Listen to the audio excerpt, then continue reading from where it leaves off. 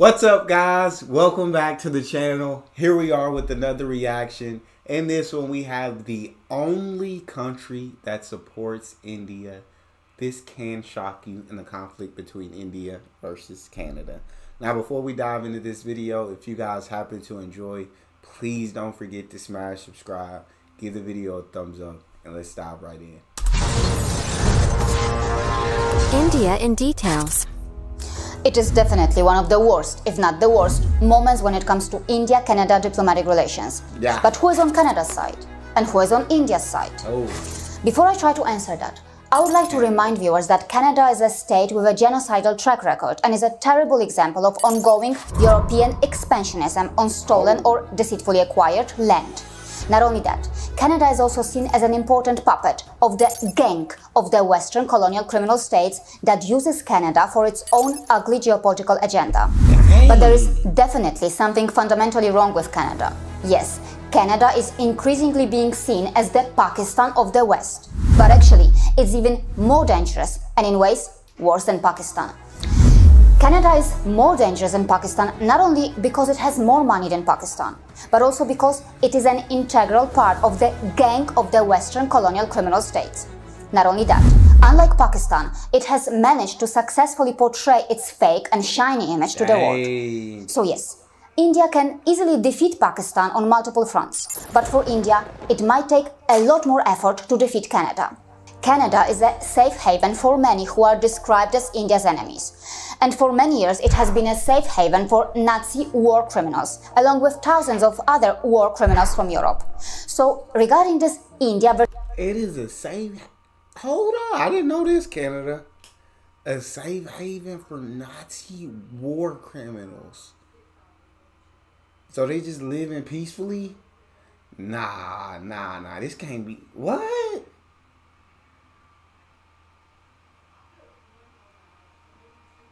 And then they talk about safe haven for terrorists and things such as that. And she was like, they're just worse than Pakistan, though, because they sold this fake image to the world and they have a lot more money.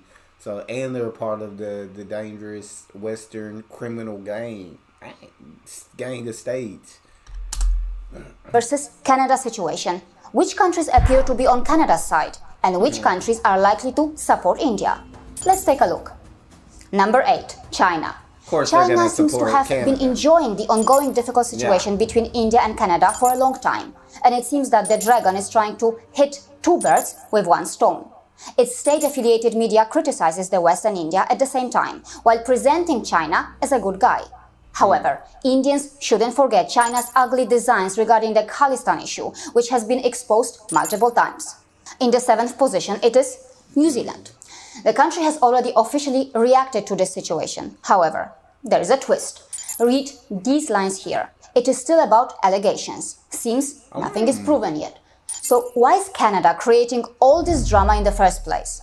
I will come to that later, but anyway, no surprise here. From what I've seen in different videos, it seemed like it's time for elections again, and this is all being drawn out for political reasons. Y'all talk to me in the comment section how y'all think about that one. If y'all think that's right, or well, I guess she'll talk about it later as well. But yeah, the alleged criminal conduct. So it's say if proven. So they're not saying it's there. It was expected from Canada's Five Eyes ally. As usual, colonial criminal states often dance together. The 6th position. It is the USA. Yeah. Here is the official statement. Seems to be supporting Canada here. But pay attention, once again, it's about the allegations coming from the Canadian side. It is well known that the USA itself has a track record of providing home to various European and Nazi war criminals. And in relation to the Khalistan issue, the USA has done a lot that has not pleased India. And as you may expect, the mainstream media in the USA is already targeting India on the basis of the so-called allegations. Take a look at this. And this. How misleading. The next one on the list is the UK. I feel like it's the thing with alliances, where India is a country that doesn't believe in like having these alliances or like ties to other countries. They do believe in like strategic partnerships and partnering with other countries, but not like being in an alliance where it's like, if you go to war, I gotta have your back. Or where these countries like that are on Canada's side, it seems like are countries that are like in alliances. So it's like it's hard to like, I guess, turn on an ally for someone who doesn't want to be your ally. Someone who you do have partnerships with, and you are calling them allegations because ain't nobody seen no proof from Canada yet. But for these countries supporting Canada, it's I would say it'd be hard not for them to support Canada due to them being like allies, like, and where India doesn't want to like ally itself with anyone. Like I said, they want to have the partnerships, the strategic partnerships, but they want to remain like, hey, we not tied down to you. Where if somebody don't like you, we gotta not like that somebody that don't like you. Or if you go to war, we gotta go to war with you. Like, whereas these countries, are. Is it right? I'm not saying it's right. I'm just saying it like, yeah, it's hard to turn on an ally. Its Foreign Office has already issued a statement that clearly says that it has full confidence in Canada's judicial system. Number 4, Germany, or one could also refer to it as the mother of Nazism. She ain't playing no Despite games. the fact that the mother of Nazism has a genocidal and colonial track record, and despite the fact that its so-called democracy seems more like a hybrid regime with a neo-Nazi twist, Germany has the audacity to present itself as a liberal and a kind nation with very solid values and principles. The country has a decent track record when it comes to interfering in India's internal affairs, and it is very likely to support Canada in the ongoing situation. And let's not forget that pro-Khalistan elements have a connection to Germany. Oh, wow. Number 3, Australia. Governments can change in Australia. There can be ups or downs, but one thing more or less stays the same. Australia's servitude. I mean, its loyalty towards the USA and the US-led institutions. Yeah. But Australia also knows the geopolitical importance of India, and that's why it seems to be taking a careful and balanced diplomatic approach here. Let's not forget that Australia has been described as the puppet state of the USA, and as a member of the Five Eyes Alliance, Australia is likely to face a lot of pressure from its Five Eyes partners regarding the ongoing situation. Number 2. Bangladesh. Despite the fact that back in 2023, some felt that Bangladesh backed India on the Khalistan issue, it seems that this time around, things have changed a lot. Animosity for India and its increasingly closer ties with Pakistan can create a new geopolitical headache for India. Number 1. Pakistan. There is no surprise that the country has been described as a key sponsor of the Khalistan movement, aiming to destabilize India. Pakistan's connection with terrorism has brought the country a lot of shame globally, and it's a pity that today Canada seems to be following Pakistan's footsteps shamelessly. According to Kugelman of the Wilson Center, India has started to treat Canada like it treats Pakistan, at least in terms of blistering diplomatic statements and the accusations that Canada is sponsoring terrorism. Most countries around the world are expected to play it neutral as far as the rift between India and Canada is concerned. I will say she came in not playing no games, ready to call out any and every single one of these countries that is supporting Canada in this incident. On India's side, as in where like Canada has no proof. We haven't seen the proof. Show us the proof. Show us proof. You can't. So y'all just have allegations of India that I will say are untrue until I see otherwise. Which y'all say that y'all have otherwise, but y'all not showing it to us. Why not make it public? India said they ain't got none of it. They ain't got no evidence. Y'all ain't sending them none. So until otherwise, y'all lying. Now, the countries that are allied with Canada, again, they're allies. You got to take your allies back even when they're in the wrong. Part of the contract, I guess, is being an ally. You guys know with siblings or close friends, even when they wrong, you got to have their back. You know they wrong, but you got to have their back. And I'm not saying it's right. It's just you got to have their back. But she ain't playing no game. She calling out every single one of these goddamn countries. Okay, keep it going. However, India can expect some support emerging from the global south, particularly from the countries that have been facing the neo-colonial heat from Canada. But their geopolitical impact is likely to be limited, very limited. When it comes to the major players, many Indians would think of Russia, Well, the Russian media outlet RT has already tried to impress India by posting this to mock Justin Trudeau. But then, why is it that the same media outlet RT also gives its platform to a pro-Khalistan element who is based in Moscow? Take a look at this rubbish that this Moscow-based author writes. Please go through it carefully. His name is Andrew Korybko. Of course, he also appears on RT. He's an important pro-Russia asset for Russians. Okay. His articles get published on geopolitica.ru, a website that many Russians find credible and a reliable source of information.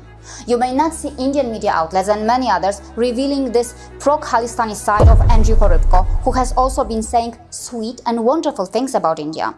Dang. If Russia is truly India's friend, then can it take appropriate action against these rubbish articles and check the source of this man's funding and his true intentions? His actions are potentially brainwashing many Russians about the sensitive Khalistan issue. Can Indian authorities ask Russia to remove this kind of content from Russian websites, especially from geopolitica.ru, which is said to be connected to this man, who is referred to as a Putin's philosopher? If India cannot tolerate the pro-Khalistani elements in Canada, Germany, or in the USA, how can it tolerate any pro-Khalistani element in Russia? So after all, who is India's true friend then? Everything. Only this. Take a look at this flag. But what does this flag represent? It may be described as the flag of dharmic resistance. I don't know. The artist who created this digital art says that this flag symbolizes dharmic resistance against colonization and repression. On so many occasions, India and Hindus are alone, fighting their battles alone. According to Daniel Boardman, India is a country with 1.5 billion people, the only potential economy with the human capital to counter Chinese manufacturing capacity. And India is needed as a wedge against the potential regional and global dominance of China and the CCP. Mr. Boardman also reminds us that India came to the aid of the West, especially Canada, during COVID and asked nothing in return. But despite India's good gestures, as explained here, ISI-funded Khalistani movement has been allowed to flourish in Canada. According to the Canadian journalist, India needs to be treated as an equal and true ally. Canada, India has done so much, not just for Canada, but for the world, but especially for Canada. For Canada to just be so disrespectful like this. First off, a lot of these people I've seen from different videos that India is telling Canada, like, hey, these people are like extremists, these people are terrorists, like these people would be arrested in India and they're just allowed to walk freely in your country, and like that already like tethers ties. And then you like when you see that Canada doesn't really do anything about the people, like they see like burning pictures of the politician that India has in Canada and doing all this, people working at the embassy for India in Canada, and Canada doesn't do or say anything to them, and it's like where India has to call their people back from Canada just because like they don't see Canada protecting them like they should be.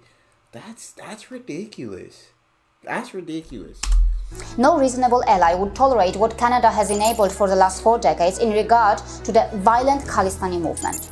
India has said it again and again. Canada has presented no evidence. Not one bit. So if Justin Trudeau is lying, why is he doing all this? Why is he trying to pick a fight? To get re-elected. As highlighted here, is it about running away from serious troubles at home? Does he care about Canadians' lives? If yes, then how about those Canadians who didn't survive the Air India bombing? As described here, the worst terrorist attack in Canadian history. Now pause the video and read what the Canadian journalist Daniel Boardman thinks of Khalistanis. Gang violence, illegal guns, drug. Canada's downfall has begun. After all, when a country starts referring to terrorists or criminals as leaders, it can be said that it is more or less following the steps of Pakistan. But Canada might please the fellow Western colonial criminal states by dancing to their tunes for some time. But when you keep terrorists or criminals in your country, hoping to use them to create a sort of neo-colonial pressure against a former colony, you are actually playing with fire, because the venom you are storing in your house can eventually harm you too. The West seems scared of India. Why? It is quite simple. When former colonies rise, Former colonists get frightened. They know that their hidden crimes can be uncovered, and they know that it won't be easy to escape justice. She ain't lying. But India was not just another colony. It was the place where more than $45 trillion were looted by Europeans. It is the place where some of the worst crimes against humanity 45 trillion is it? $45 trillion. My day. were committed by European criminals who were Christians. A crime scene that they want to be covered and hidden as long as they can. Remember, India is a former colony that is emerging as a superpower. It is not a small development. It is a huge development that is going to bring a paradigm shift in our world's history. Just like criminals want to cover their worst crimes first, efforts were made immediately to contain India from the very beginning. Many Western colonial criminal states appeared quite satisfied when Pakistan was carved out of India, as the West used Pakistan as a puppet to keep India in check for a long time. But as Pakistan eventually chose to become China's puppet, the West has had to find new ways to keep India, a former colony, in check. Converting India into a South Korea kind of Western puppet can be difficult, but efforts have been made anyway. Cultural colonization of India through religious conversion and Western commercial monoculture are useful too. But to control or influence how a big nation like India thinks is not going to be easy. I don't think that They need more tools. The so-called brown sahibs can be used too. They can be manufactured by the Western ecosystem to keep Indians emotionally colonized. But even that is probably not enough. They may require the so-called Khalistanis and others to put neo-colonial pressure on India. The idea could be to bring India to its knees, if and when required. Of course, it is in the West's interest that when India becomes a superpower, it is the West's friend, ally, or puppet, and not a nation that seeks justice for the colonial crimes. The West's situation is quite pathetic, actually. On the one hand, the West needs India to sustain their own economy and counterbalance China. And on the other hand, they seem scared when in several years they imagine seeing a confident, united, emotionally decolonized former colony as a superpower, ready to lead the world and to topple the Western colonial criminal state's hegemony and uncover their crimes. They definitely need India there to counter against China and do all of that, but at the same time they definitely don't want India to rise to the level of superpower, because then you got another country that you got to compete with, and India's potential is limitless with the manpower they have, with how smart the people of India are. It's limitless what India can do, and with the growth their economy is showing, and the focus on infrastructure right now booming, and then with their military power getting stronger, India, the West is definitely worried about India, because India can, in the next years, can become an absolute global superpower, and they see that. But remember, Bharat will not surrender to their ugly designs. True Bhartiyas will resist. We will resist. I think that was See you again. Incredible video, and I think she pointed that out pretty greatly. I think she made very valid points all throughout the video. I'm very intrigued to hear what you guys have to say about that. She ain't playing no games. She wasn't playing not one game. She gonna call you out, and she gonna let you have it. Y'all let me know how y'all felt. If y'all enjoyed, please don't forget to subscribe, get a video a thumbs up, check out the next one. I'll see you guys next time.